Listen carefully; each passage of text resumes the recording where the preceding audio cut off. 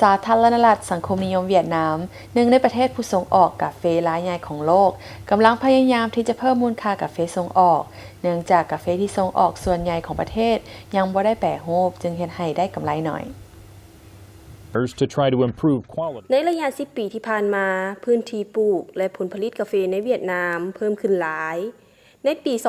2012 ผลผลิตกาแฟของประเทศอยู่ที่ 1.3 ล้านต้นเพิ่มขึ้นจากปี 1990 หลายถึง 14 เท่าขณะที่รายได้จากการส่งออกเพิ่มขึ้นถึง 1.7 ตรีดอลลาร์สหรัฐสูงกว่าปี 1990 ถึง 29 เท่า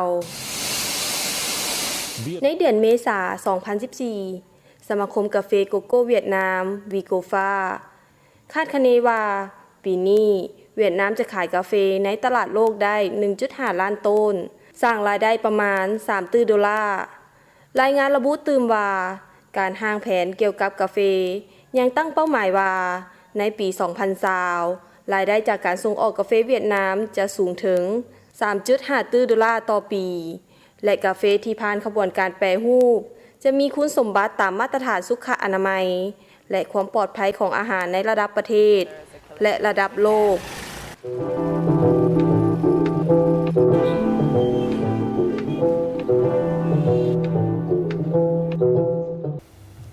ก่อนจะจากกันไปต่างหน้าทีมงานข่าวขอขอบใจต่อทุกๆคำตำหนิติชมและการติดตามจากผู้ชมทางบ้านทั้งภายในและต่างประเทศที่ได้ส่งหาพวกเรา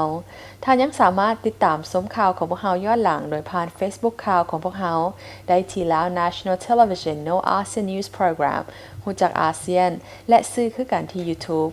พบกับพวกเราใหม่ในตอนหน้าข้าพเจ้าศิริมตาดวงภูมิพร้อมด้วยทีมงานข่าวและทางผู้ชมก่อนโดยขอให้ทานจงมีวันพักท้ายสัปดาห์ที่ผ่อนคลายโชคดีและพบกันใหม่